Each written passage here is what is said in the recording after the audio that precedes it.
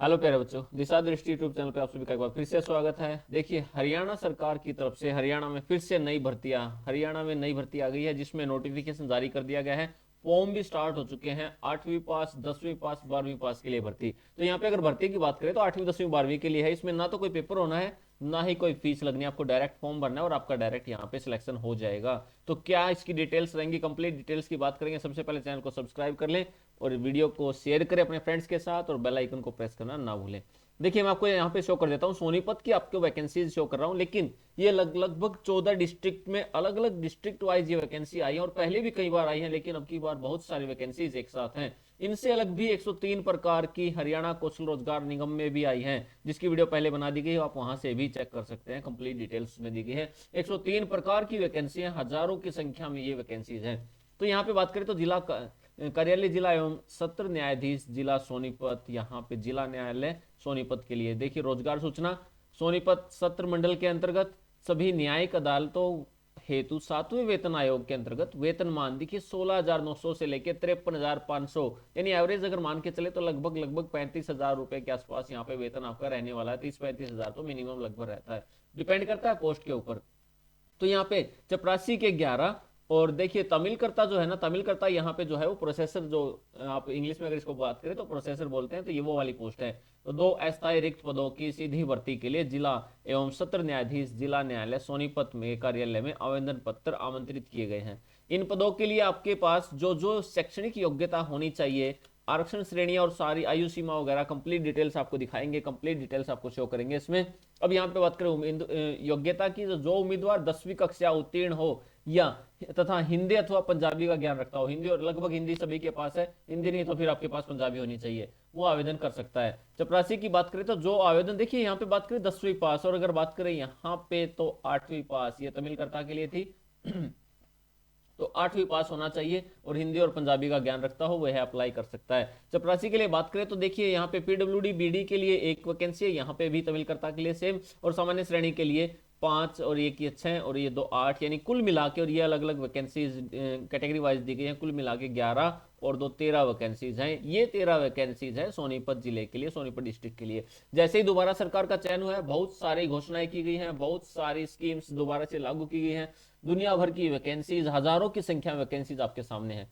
आयु सीमा की बात करें तो वे आयोजक जिनकी आयु 1 जनवरी 2024, 1 जनवरी 2024 को 18 वर्ष न्यूनतम और अधिकतम 42 वर्ष के बीच, यानी 18 से 42 वर्ष का कोई भी कैंडिडेट यहाँ पे फिल कर सकता है, और यहाँ पे इसको वेरीफाई किया जाएगा 1 जनवरी 2024 के अकॉर्डिंग उपरोक्त पद पर आवेदन कर सकता है। आरक्षण श्रेणी के उम्मीदवारों को हरियाणा सरकार द्वारा समय समय पर बनाए गए नियमों के अनुसार छूट भी दी जाएगी। अंतिम तिथि और आवश्यक सूचना की बात करें तो यहाँ पे क्या है, जिला एवं सत्र न्यायाधीश जिला न्यायालय सोनीपत के कार्यालय में आवेदन प्राप्त करने की अंतिम तिथि 9/12/2024 5 बजे तक है। सबसे पहली बात, ये फॉर्म यहाँ पे ऑफलाइन रहने वाले हैं, तो यहाँ पे आप ऑनलाइन फॉर्म नहीं भरेंगे, फॉर्म भी आपको शो करेंगे। कंप्लीट डिटेल्स लास्ट तक वीडियो को जरूर देखें, ताकि आपको सारी डिटेल्स रहे, आपको पता रहे, यहाँ पे कोई भी ऐसी डिटेल ना हो जो आपको नहीं पता है। तो 9 दिसंबर 2024 को शाम 5 बजे तक आप अपना फॉर्म यहाँ पे भेज सकते हैं। आवेदक एक सादे कागज पर अपना पूर्ण विवरण, जैसे कि पद का नाम, आवेदक का नाम, पिता का नाम, जन्म तिथि, शैक्षणिक योग्यता, आपकी क्या एजुकेशन क्वालिफिकेशन है, लिंग, जाति, श्रेणी जिसके अंतर्गत आवेदन किया गया है, अनुभव, वर्तमान डाक पता, नंबर सहित स्थायी पता लिखकर आवेदन कर सकता है। आवेदक का प्रारूप इस कार्यालय की वेबसाइट पर भी उपलब्ध है, यानी आप चाहें तो वेबसाइट से भी यहाँ से डाउनलोड कर सकते हैं, और मैं भी आपको यहाँ पे इसकी पीडीएफ शो करूंगा। अगर आपको चाहिए तो आप वहां से स्क्रीनशॉट लेके भी निकाल सकते हैं। फिर भी अगर आपको चाहिए तो आप मुझे मैसेज कर देना, मैं आपको यहाँ पे प्रोवाइड करा दूंगा। आवेदन पत्र पर एक पासपोर्ट आकार का स्वयं सत्यापित हालिया फोटो चिपका होना चाहिए, यानी आपका self declared, self attested photo होना चाहिए, और शैक्षणिक दस्तावेजों एवं जातिगत श्रेणियों एवं अनुभव इत्यादि संबंधित प्रमाण पत्रों की स्वयं सत्यापित प्रतिलिपि संलग्न होनी चाहिए, यानी आपको सेल्फ अटेस्टेड करके सारे डॉक्यूमेंट साथ में लगाने हैं। आरक्षण श्रेणी के लिए आपको जो भी है वो सारी, यानी आपके पास कोई कास्ट सर्टिफिकेट वगैरह, वो सारी डिटेल्स आपको यहाँ पे मेंशन करनी होंगी, देनी होंगी।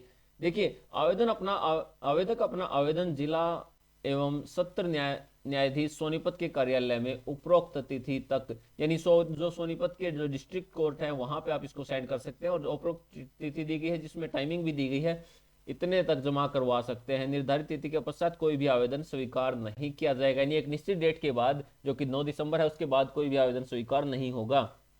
तो यह कार्यालय डाक कुरियर विभाग द्वारा आवेदन पत्रों के विवरण को देरी और आवेदन पत्रों को प्राप्त न होने की किसी भी प्रकार की गलती के लिए आप स्वयं जिम्मेदार होंगे। यानी अगर डाक की वजह से आप लेट होते हैं, आपने तो सेंड कर दिया टाइम से पहले लेकिन डाक की वजह से नहीं पहुंच पाए, तो वहां पे आप ही इसके लिए रिस्पॉन्सिबल होंगे।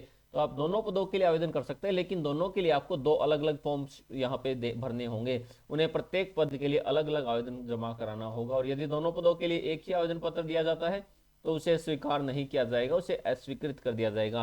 यानी अगर आप दो पोस्ट के लिए अप्लाई कर रहे हैं तो आपको पहली के लिए अलग और दूसरी के लिए अलग देना पड़ेगा। ऐसा नहीं है कि आप एक को ही देके दोनों को मान लेंगे तो आपको उसे अस्वीकृत कर दिया जाएगा, तो फिर उसे स्वीकृत नहीं करेंगे।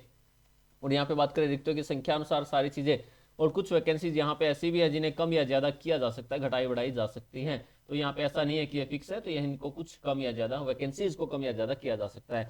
अगर बात करें इंटरव्यू क्या रहेगा, बाद में क्या प्रोसेस रहेगा, देखिए उसके लिए भी साथ के साथ नोटिस दिया गया है। अब नोटिस क्या है, चपरासी और तमिलकर्ता के जो रिक्त पद है उनके साक्षात्कार संबंधी समस्त विवरण जो कि आधिकारिक वेबसाइट, या वेबसाइट रही आप यहाँ से नोट कर सकते हैं, इस वेबसाइट पर आप चेक कर सकते हैं, उस पर अपलोड कर दिया जाएगा। सभी उम्मीदवारों को निर्देश दिया जाता है कि वे उपरोक्त वेबसाइट पर 10 जनवरी 2025 के बाद नियमित रूप से जाएं और साक्षात्कार कार्यक्रम की जानकारी प्राप्त करें। यानी 10 जनवरी 2025 के बाद आप नियमित रूप से साक्षात्कार की डेट वहां पे डिटेल्स मिलेंगी। ये वेबसाइट है, आपको ये नोट कर लेनी चाहिए। फिर भी हम भी यहाँ पे वीडियो बना देंगे जब भी यहाँ पे इंटरव्यू आपके आएंगे। साक्षात्कार में उपस्थित होने के लिए अलग से कोई पत्र व्यवहार नहीं किया जाएगा, ना ही साक्षात्कार में उपस्थित होने के किसी प्रकार का कोई यात्रा भत्ता दिया जाएगा। यानी आपको खुद वहां पे उपस्थित होना है और इसके लिए कोई मैसेज, कोई पत्र व्यवहार नहीं होगा।